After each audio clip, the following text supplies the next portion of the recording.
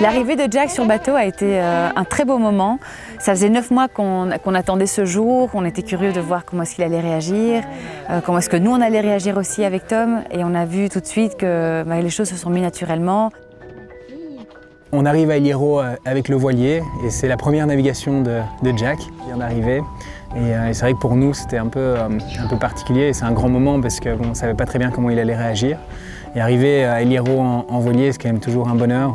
On accroche le bateau au ponton et puis on sait qu'on vient d'arriver un peu au paradis, dans un endroit où on va pouvoir bien voler, bien manger, bien vivre pendant quelques semaines. Donc on est super content d'être là et de laisser le bateau à l'abri au port de la Estaca pour aller profiter des montagnes et voler un maximum.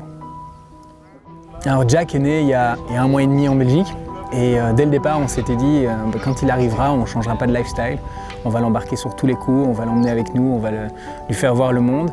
Et c'est vrai que nos amis nous disaient mais vous êtes malade, vous n'allez pas prendre un tout petit de 3-4 semaines directement sur le bateau.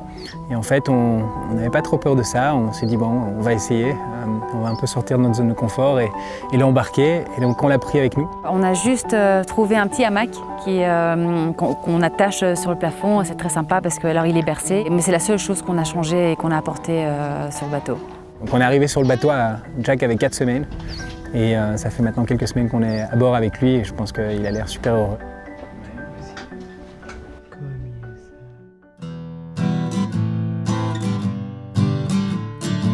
El Hierro est une île géniale si on a envie de déconnecter, décompresser, si on a envie de se sentir tranquille et juste profiter d'un beau paysage, d'aller marcher, d'aller nager.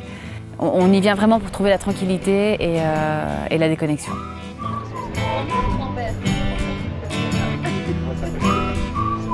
El Hierro, c'est une magnifique montagne qui sort de la mer, avec énormément de végétation sur les sommets parce qu'il y a pas mal d'humidité. Je crois qu'il y a 15 décors différents sur l'île.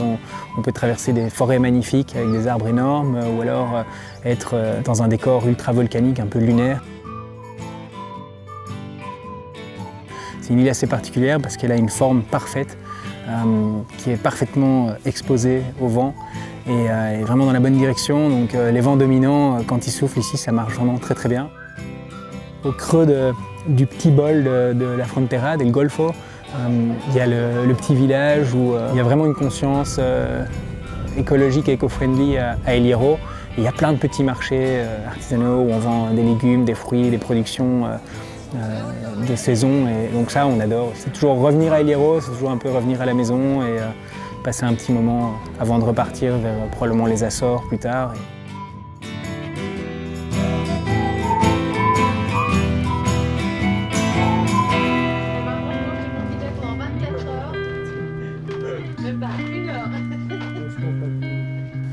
Alors cette fois-ci on a Donatien avec nous et Donat c'est un marin que j'ai rencontré dans les montagnes et en fait lui est passionné de parapente et de voile. Il m'a assez rapidement appris à naviguer et puis moi j'essaie de mon côté de lui apprendre un peu à voler. C'est vraiment un bel échange.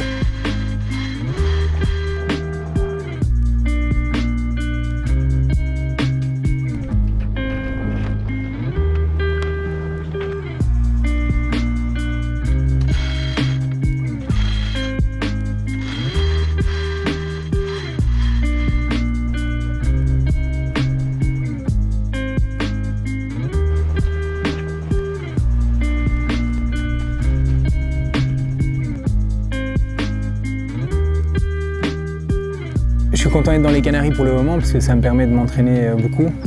J'ai des journées assez chargées et je m'entraîne physiquement et puis aussi en vol, j'essaie de faire un maximum d'heures pour le Red Bull X-Alpes.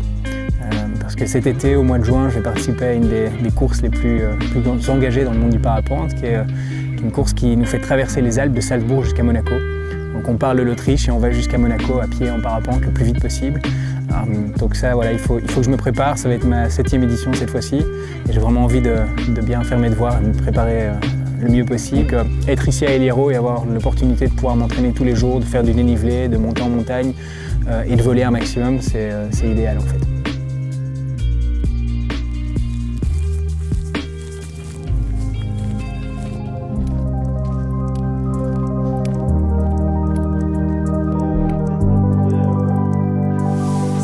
bonne chose, Jack.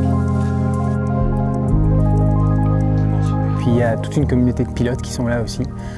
Ça crée vraiment de la vie dans le village et une ambiance assez particulière que vraiment j'adore, j'aime beaucoup. Surtout des pilotes de voltige.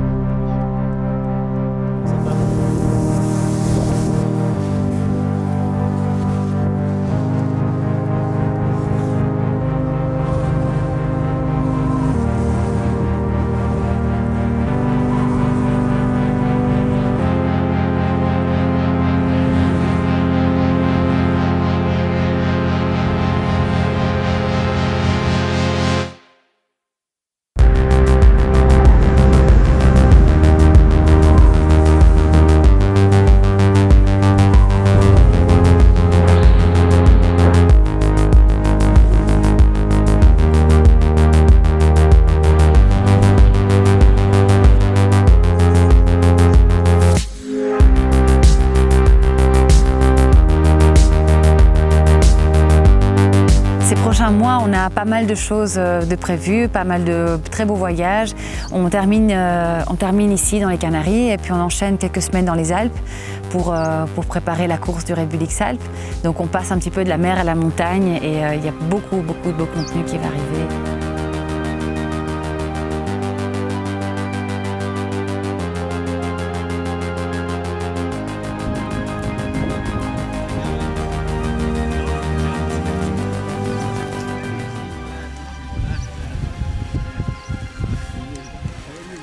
Ah, c'est bon!